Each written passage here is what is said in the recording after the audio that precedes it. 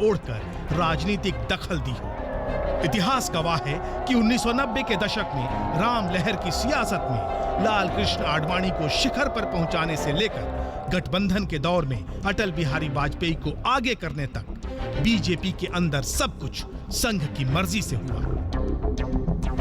जो मानना है उनके हिसाब से जो एक हिंदू राष्ट्र है, उस तरीके की हिंदू राष्ट्र में बदलना है, ये उद्देश्य आज भी उनके पास बरकरार है। लेकिन उस उद्देश्य को लागू करना है तो सरकार उनके हाथ में होनी ज़रूरी है। अब कौन है ये जो सरकार उनके हाथ में लेकर इस तरीके की काम कर पाएगा? आज की वर्तमान राजनीति में नरेंद्र मोदी साहब उनके लिए सबसे अच्छे नुमाइंदा मतलब वो नजर आए, तो इसलिए उनको जो है उन्होंने ये पद के लिए उनको सामने किया। बेशक नरेंद्र मोदी की कामयाबी को बीजेपी की जीत कहा जाता है, लेकिन सिक्के का दूसरा पहलू ये भी है कि 2014 का लोकसभा चुनाव संघ शक्ति की जीत है। ये संघ के उस एजेंडे की जीत है जो आजादी के बाद से गैर कांग्रेसी विकल्प खड़ा करना चाहता था। ये संघ के उस एजेंडे की जीत है जो कांग्रेस की राजनीति से टकराकर फर्श पर कई बार गिरते गिरते आज अर्श पर पहुंच गया है। बीजेपी राख से भी उठकर खड़ी होगी, इसका मतलब है अगर यहां तक भी जाता है तो भी वो खड़ी होगी।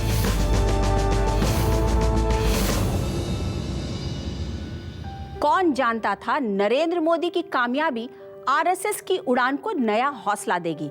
ये वही आरएसएस है जो कल तक अस्तित्व के लिए संघर्ष कर रहा था। देश भर में फैले उसके स्वयंसेवकों और शाखाओं की तादाद कम हो रही थी, लेकिन जैसे ही नरेंद्र मोदी दिल्ली की सियासत के केंद्र में आए, संघ में नई जान आ गई। आरएसएस की शाखाएं भी बढ़ गई और 2014 के लोकसभा चुनाव पर उसका असर भी दिखा। कभी नरेंद्र मोदी, कभी अटल बिहारी वाजपेयी, तो कभी लाल कृष्ण आडवाणी। बीजेपी के बड़े बड़े नेता संघ की अदम्य शक्ति के आगे कतारबद्ध हो जाते हैं। अब इसे आप अनुशासन समझिए, सम्मान या मजबूरी। इस शक्ति के आगे बीजेपी के ताकतवर नेताओं को भी कभी हाथ ऊपर तो कभी नीचे करना पड़ता है। यही आरएसएस यानी राष्ट्रीय स्वयंसेवक संघ की ताकत है। कट्टरता के चोले में चंद गणवेशधारी बीजेपी के बड़े बड़े नेताओं को ध्वज प्रणाम करने को मजबूर कर देते हैं। यानी बीजेपी का रिमोट कंट्रोल होता है संघ के पास। चंद सफेद कुर्ताधारियों के जरिए ये ताकत नागपुर से हुकूमत चलाती है और उसके एक फरमान पर बीजेपी की दिल्ली की राजनीति में हड़कंप मच जाता है। बीजेपी के हर मिशन या संकट के वक्त बीजेपी का हर छोटा बड़ा नेता नागपुर को सूर्य नमस्कार करता है। 6 लोगों की मंडली रिमोट कंट्रोल की तरह जैसा कमांड देती है, दिल्ली में बीजेपी उस फरमान को मानने पर मजबूर हो जाती है। संघ इस रिमोट कंट्रोल थ्योरी से इनकार करता है। राज्य में जाकर बीजेपी को सलाह देना ये संघ के सरसंघ चालक का काम नहीं होता है। लेकिन राजनीति के पंडित इससे इनकार नहीं करते। जनसंघ हो या बीजेपी हो, वो आरएसएस के इशारे पर ही काम करता है, क्योंकि वो राजनीतिक अंग है आरएसएस का। जो संघ आज नरेंद्र मोदी के आगे विजयी मुद्रा में है, कल वो हाशिए पर था। 9 दशक की यात्रा में देश भर में फली फूली संघ की सूत्र शाखाएं सिकुड़ने लगी थी। आरएसएस की शाखाओं में कम होती स्वयंसेवकों की मौजूदगी से संघ के कर्ता धर्ताओं के माथे पर शिकन आने लगा। ऊपर से यूपीए राज में भगवा आतंकवाद की आंच संघ तक पहुंचने की वजह से संगठन के वजूद पर संकट था। संघ को ऐसा चेहरा चाहिए था जो भगवा आतंकवाद के थपेड़ों का मुंहतोड़ जवाब दे। संघ को ये चेहरा नरेंद्र मोदी में दिखा।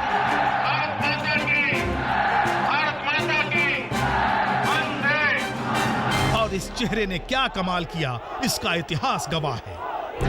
संघ के आशीर्वाद से नरेंद्र मोदी सियासत के 7वें आसमान पर सवार होते गए और उधर संघ की शाखाओं में 2000 तक का इजाफा हो गया।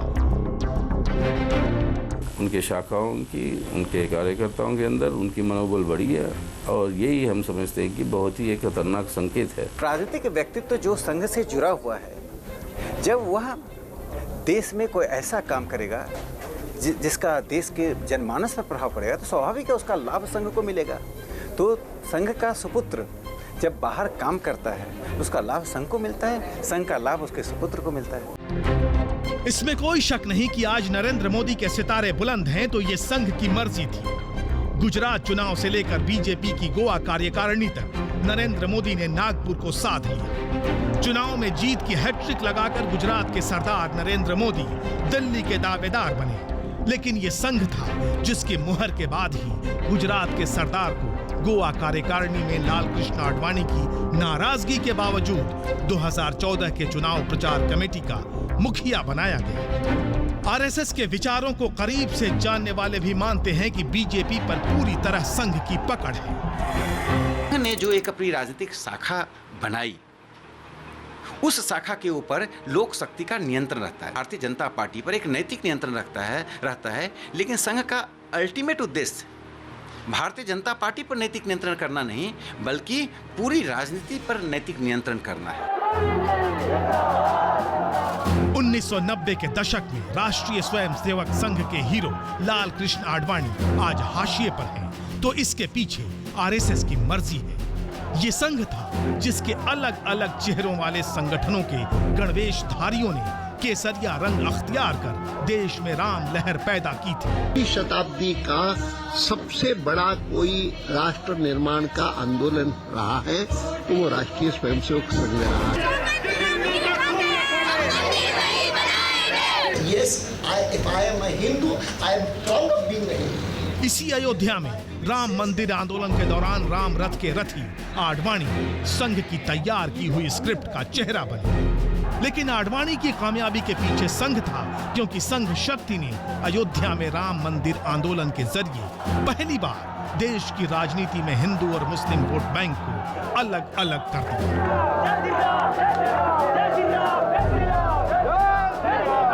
इसी ध्रुवीकरण की वजह से 1989 के लोकसभा चुनाव में बीजेपी की सीटें 80 के पार पहुंची। ये जो रथ है उसको कौन रोकेगा? कौन सी सरकार रोकने वाली है? और 1991 के लोकसभा चुनाव में उसने 100 का आंकड़ा पार कर लिया। 1992 में बाबरी मस्जिद विध्वंस के पीछे भी संघ शक्ति की ताकत की नुमाइश थी, क्योंकि राम लहर में जब अयोध्या की जमीन केसरिया रंग से रंग गई तो कानून का राज चंद घंटों के लिए खत्म हो गया। लेकिन बाबरी कांड के बावजूद जब बीजेपी पूरी तरह अपने एजेंडे में कामयाब नहीं हो पाई तो आगे चलकर उसने नरमपंथी चेहरा अख्तियार कर लिया। गठबंधन सरकारों के मौसम में जब प्रधानमंत्री का चेहरा आगे करने की बारी आई तो संघ ने नरमपंथी अटल बिहारी वाजपेयी को आगे कर दिया।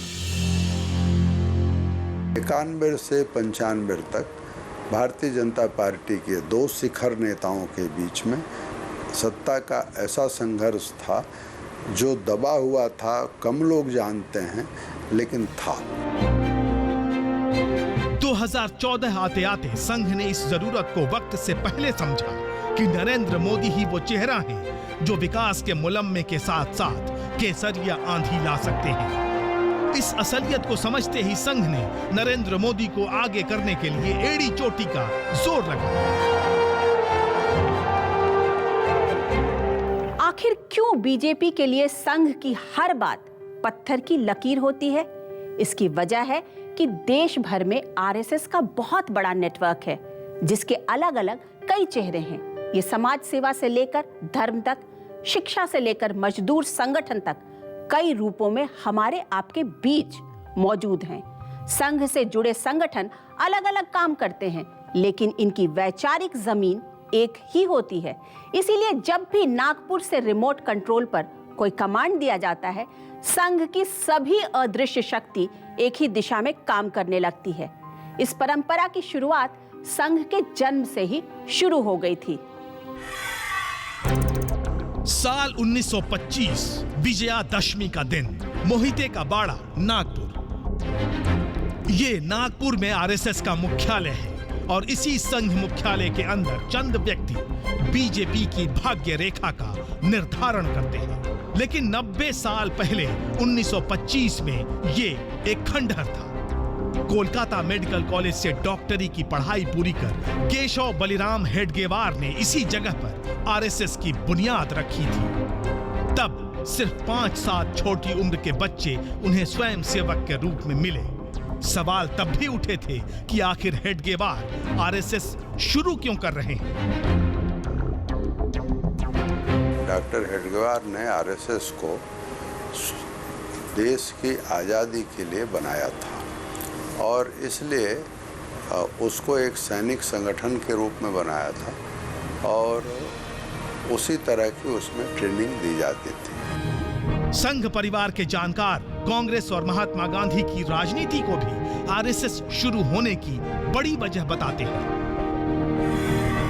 हेडगेवार की जीवनी के मुताबिक हेडगेवार खुद भी कांग्रेस नेता थे और विदर्भ प्रदेश कांग्रेस का संगठन उन्हीं की अगुवाई में चलता था। टर्की के खलीफा की कुर्सी छीने जाने के सवाल पर खिलाफत और असहयोग आंदोलन शुरू करने के कांग्रेस के फैसले पर हेडगेवार ने पहली बार मुखर विरोध किया। खिलाफत आंदोलन को मुस्लिम तुष्टीकरण की राजनीति करार दिया। यहां तक कि कांग्रेस की सदस्यता से भी हेडगेवार ने त्याग पत्र दे दिया। तनाव प्रारंभिक दिनों में कभी नहीं था। ये कुल मिलाकर तनाव प्रारंभ हुआ आजादी के बाद ही। संघ के संस्थापक केशव बलिराम हेडगेवार ने मुस्लिम राजनीति और कट्टरपंथी मुस्लिम नेताओं के सामने कांग्रेस पर घुटने टेकने का आरोप लगाया और ऐलान कर दिया कि वो इतना बड़ा हिंदू संगठन खड़ा करेंगे कि राजनीति में हिंदुओं की उपेक्षा करने का साहस कोई नहीं कर पाएगा। ये बात गांधी युग की थी और इस पर उस वक्त शायद ही कोई यकीन कर सकता था। कांग्रेस की सेक्युलर राजनीति के खिलाफ हेडगेवार ने नई राजनीतिक विचारधारा की लकीर खींची। लेकिन सवाल था कि आरएसएस को स्वयंसेवक कहां से मिलेंगे, पूरे देश में संगठन कैसे खड़ा होगा और इसे कौन खड़ा करेगा। प्रारंभिक दिनों में तो कोई इस बात को मानने के लिए भी तैयार नहीं थे कि ऐसी कोई स्थिति संभव है और ऊपर से डॉक्टर हेडगेवार कुछ युवकों को लेकर ये सारा काम शुरू किए तो लोगों को लगता था कि ये नॉन सीरियस एफर्ट है। तमाम विरोध और आलोचना के बावजूद हेडगेवार ने जिद नहीं छोड़ी। छोटे छोटे बच्चों को लेकर रोज सुबह और शाम संघ की शाखा हेडगेवार खुद ही लगाते। शाखा में पूरे 1 घंटे का टाइम टेबल बनाया गया जिसमें सूर्य नमस्कार, योग, व्यायाम, खेलकूद, गीत, बौद्धिक बहस के साथ साथ तलवारबाजी, लाठी युद्ध, नियुद्ध यानी जूडो कराटे का प्रशिक्षण शुरू हो गया। पर डॉक्टर हेडगेवार को काफ़ी मेहनत करनी पड़ी। उन्हीं युवकों को पहले तैयार करके उनके मन बना के उनको फिर कार्य में लगाना, देश भर में भेजना। कोई साधन नहीं था, धन नहीं था, किसी बड़े नेता का समर्थन नहीं था। डॉक्टर हेडगेवार भले ही अपने आप में एक बड़े नेता थे पर वे भी विदर्भ के बड़े नेता थे, विदर्भ के कांग्रेस के बड़ा नेता थे। तो चैलेंजेस काफ़ी थे पर वो व्यक्ति का जो संकल्प सिद्धि थी, दृढ़ता थी, उसके कारण ऑर्गेनाइजेशन बढ़ा। जाहिर तौर पर शाखा के इन्हीं कार्यक्रमों की वजह से बड़ी संख्या में उस वक्त बच्चे और विद्यार्थी आरएसएस से जुड़ने लगे। हेडगेवार ने आरएसएस की बुनियाद नागपुर में 1925 में रखी और पुणे, यवतमाल, अमरावती, नासिक समेत पूरे महाराष्ट्र में इसका जाल फैलता चला गया। महाराष्ट्र के बाहर आरएसएस की पहली शाखा यूपी के वाराणसी में 1930 में शुरू हुई। हेडगेवार को बड़ी सफलता वाराणसी में मिली जब काशी हिंदू विश्वविद्यालय के संस्थापक पंडित मदन मोहन मालवीय ने विश्वविद्यालय परिसर में आरएसएस की बुनियाद डालने के लिए उन्हें आमंत्रित किया। मालवीय जी ने बीएचयू परिसर में ही आरएसएस के लिए कार्यालय तक बनवा दिया और काशी हिंदू विश्वविद्यालय से ही आरएसएस का नेटवर्क देश भर में फैलना शुरू हुआ। काशी हिंदू विश्वविद्यालय के हॉस्टलों में रहकर देश भर के छात्र पढ़ाई करते थे। इन्हीं छात्रावासों से हेडगेवार ने शाखा के जरिए बड़ी संख्या में छात्रों को स्वयंसेवक बनाया। सैकड़ों की संख्या में स्वयंसेवक जीवनदानी प्रचारक भी बने जिनके सहारे हेडगेवार ने 1940 तक आरएसएस का नेटवर्क पूरे देश में फैला दिया। वाराणसी में हेडगेवार को पहली सफलता तब मिली जब बीएचयू के ब्रोचा छात्रावास में रहकर एमएससी की पढ़ाई कर रहे माधव सदाशिव गोलवलकर आरएसएस से जुड़ गए। गोलवलकर खुद भी नागपुर के रहने वाले थे और जल्द ही उनका हेडगेवार से गहरा रिश्ता बन गया। 1940 में डॉक्टर हेडगेवार की मौत के बाद गोलवलकर ने आरएसएस की कमान संभाली। 1940 में आरएसएस की लीडरशिप बदल गई। 1925 में संघ की स्थापना हुई है और 1940 में मेरा ख्याल है कि 21 जून 1940 को डॉक्टर हेडगेवार का देहांत हो गया और उनके उत्तराधिकारी के तौर पर 34 साल के श्री माधव सदाशिव गोलवलकर, जिन्हें गुरुजी कहा जाता था, और गुरुजी उनको इसलिए कहा जाता था क्योंकि बनारस हिंदू विश्वविद्यालय में वो बॉटनी के प्रोफेसर थे और बनारस में जो भी पढ़ाता है उसको लोग गुरुजी गुरुजी कहते हैं, तो उनका उपनाम संघ में भी गुरुजी पड़ गया। गुरुजी दूसरे सरसंघ चालक हुए।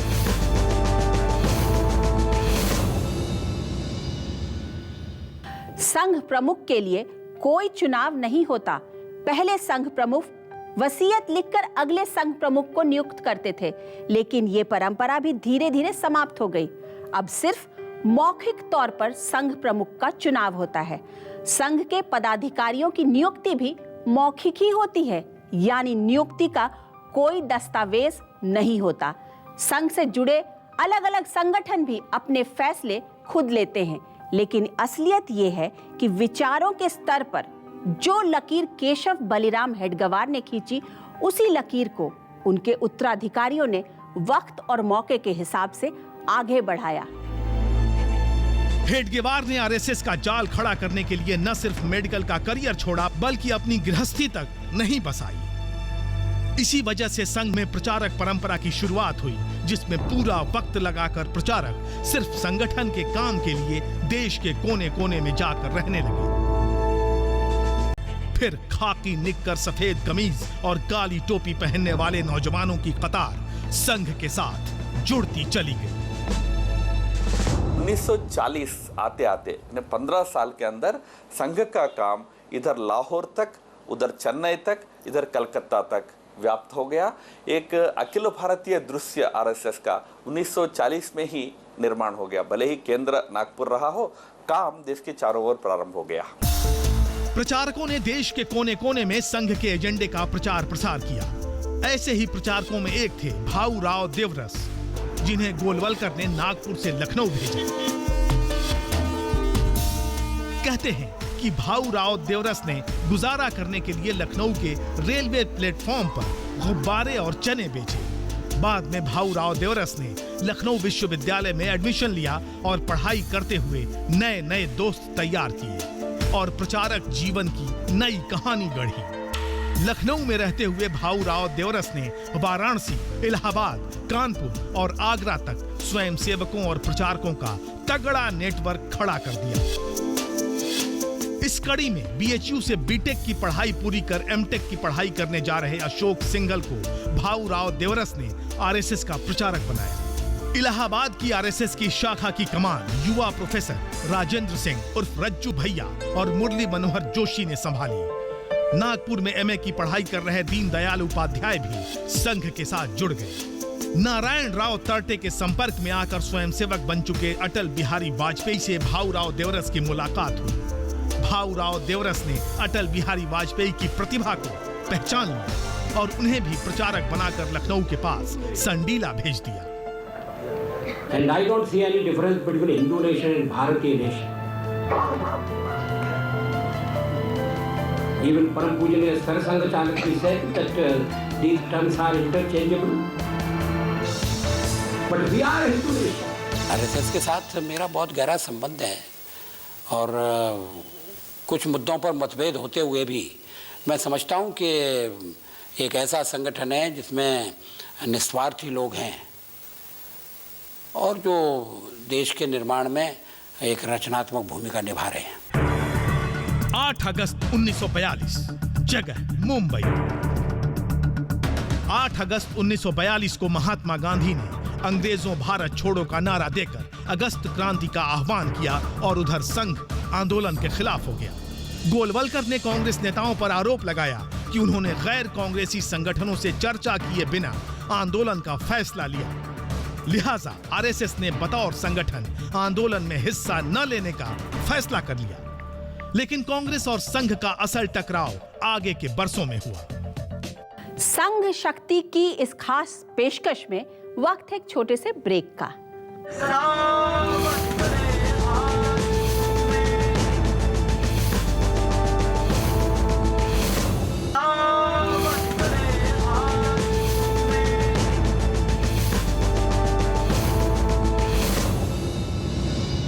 गांधी और गोलवलकर यानी आरएसएस और कांग्रेस के बीच देश के बंटवारे के सवाल पर गंभीर टकराव हुआ।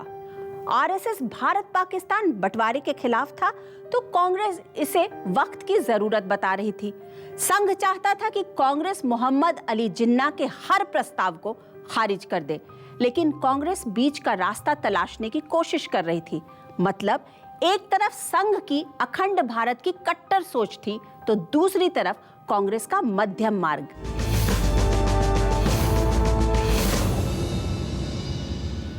उन्नीस 1948 का एक ऐसा समय आया जब संघ के ऊपर गलत आरोप लगाकर गांधी जी की हत्या का और संघ को कुचलने का एक प्रयास राजनीतिक ताकतें की थी, सरकारें की थी। तो उस समय संघ के सच्चाई के पक्ष में खड़ा होने के लिए कोई राजनीतिक व्यवस्था में कोई तैयार नहीं था। संघ किसी भी कीमत पर भारत का बंटवारा नहीं होने देने पर आमादा था, लेकिन इतिहास को मंजूर थी 15 अगस्त 1947 की तारीख जब भारत खंडित हो गया।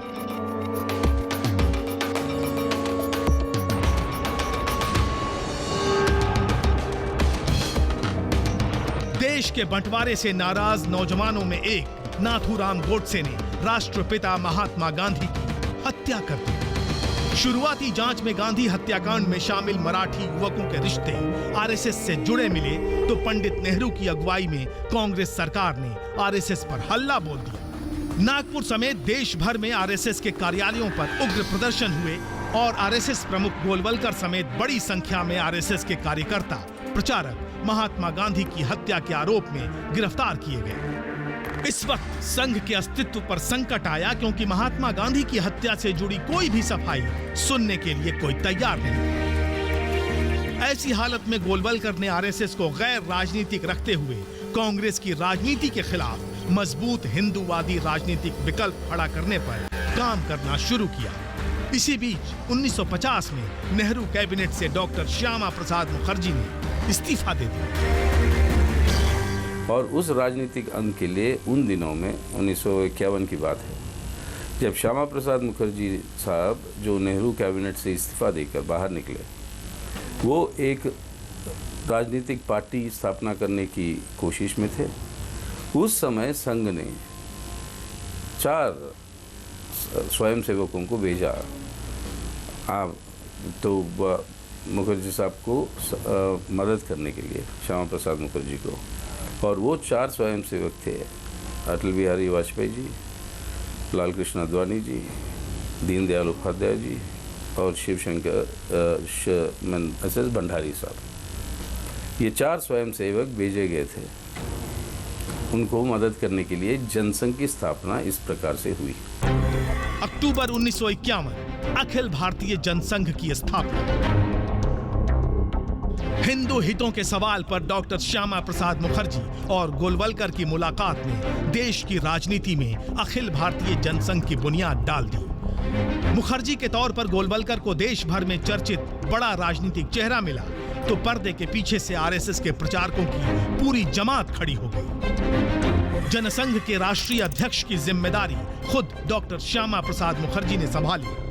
यूपी के आरएसएस के प्रांत प्रचारक दीनदयाल उपाध्याय जनसंघ के अखिल भारतीय महामंत्री नियुक्त हुए। यूपी के आरएसएस के प्रचारक नानाजी देशमुख को उत्तर प्रदेश की कमान सौंपी गई। बतौर प्रचारक आरएसएस के मुख्य पत्र पांचजन्य के संपादक अटल बिहारी वाजपेयी भी जनसंघ में शामिल हुए। कराची में आरएसएस के प्रचारक रहने के बाद राजस्थान में प्रचारक एल.के. आडवाणी ने भी जनसंघ का कामकाज संभाला।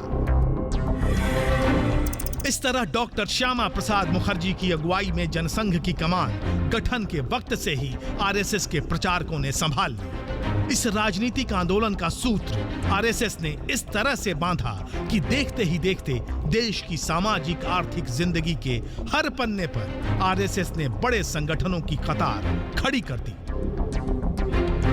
1949 में छात्र हितों से जुड़े मुद्दों पर आरएसएस ने फोकस किया तो अखिल भारतीय विद्यार्थी परिषद की बुनियाद पड़ी। हिंदुस्तान समाचार न्यूज एजेंसी का नेटवर्क भी आरएसएस के प्रचारकों ने शुरू किया। भारतीय मजदूर संघ, भारतीय किसान संघ, धार्मिक छुआछूत के खिलाफ आंदोलन चलाने के लिए विश्व हिंदू परिषद की बुनियाद डाली। विद्या भारती की स्थापना, दीनदयाल शोध संस्थान की स्थापना भी आरएसएस प्रचारक नानाजी देशमुख ने की। आरएसएस के सभी सहयोगी संगठनों की ताकत को अगर संख्या के आधार पर देखें तो करीब 10 करोड़ लोग सीधे तौर पर आनुषंगिक संगठनों के नेटवर्क के जरिए आरएसएस से जुड़े रहते हैं।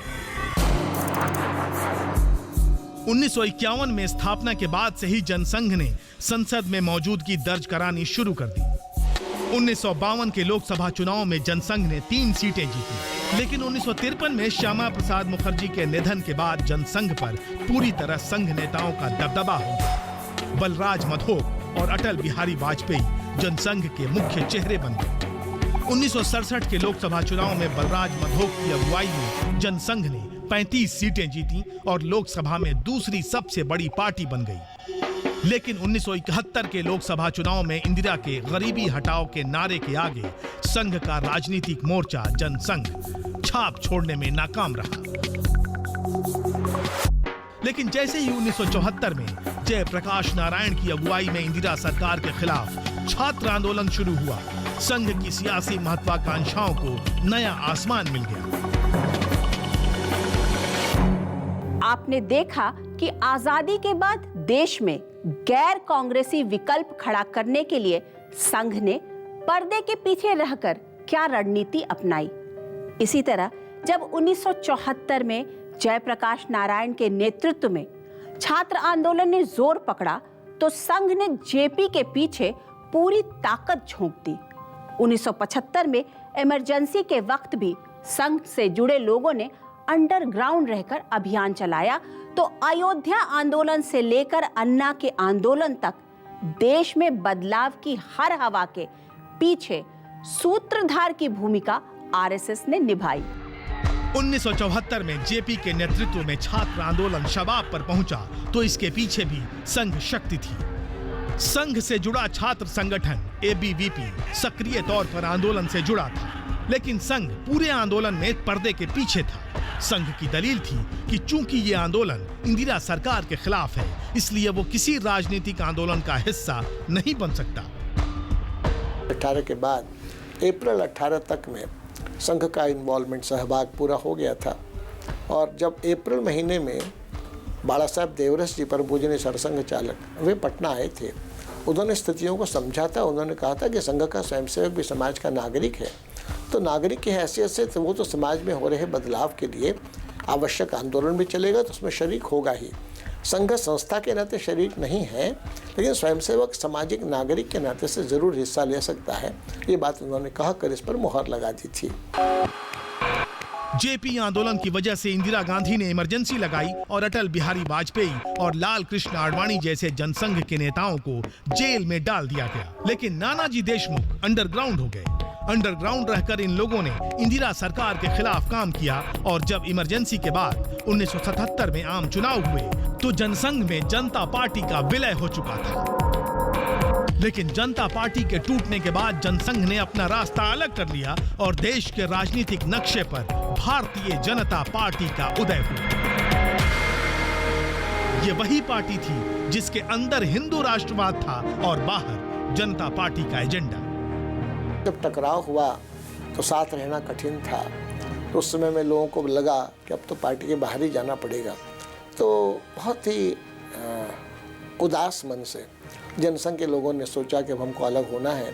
तो हम जनता पार्टी की तरफ हम आगे बढ़ चुके हैं। यात्रा जब आगे बढ़ चुकी है तो वापसी की बात नहीं होनी चाहिए, आगे मुड़ना चाहिए। वो सोच करके उन्होंने ये कहा कि हम ही असली जनता पार्टी हैं। इसलिए उन्होंने भारतीय जनता पार्टी बनाई और आयोग के सामने भी उन्होंने दावा किया कि वे ही असली जनता पार्टी हैं। 1980 में बनी बीजेपी, लेकिन 1984 में इंदिरा गांधी की शहादत से पैदा सहानुभूति की लहर में वो सिर्फ 2 सीटें ही जीत पाई। चंद बरसों बाद ही बीजेपी का चाल चरित्र और चेहरा बदल गया, क्योंकि उसे अयोध्या में राम मंदिर का मुद्दा हाथ लग गया। 1989 में बीजेपी कट्टर हिंदुत्व और राम मंदिर के एजेंडे के साथ चुनावी मैदान में उतरी और लोकसभा में उसकी सीटों की संख्या 86 तक पहुंच गई। बीजेपी की इस कामयाबी के पीछे भी संघ की सियासी रणनीति थी, जिसने हिंदू वोटों के ध्रुवीकरण के पत्ते पहली बार सियासत की बाजी में चले थे। 1990 के दौर में जब मंडल की राजनीति ने हिंदू वोट बैंक को टुकड़ों में बांटा, तो संघ ने कमंडल के राजनीतिक दांव से मंडल को साध लिया। इस कामयाबी के बाद बीजेपी ने कभी पीछे मुड़कर नहीं देखा। संघ के इशारों पर ही लाल कृष्ण आडवाणी रथी और हिंदुत्व का चेहरा बन गए।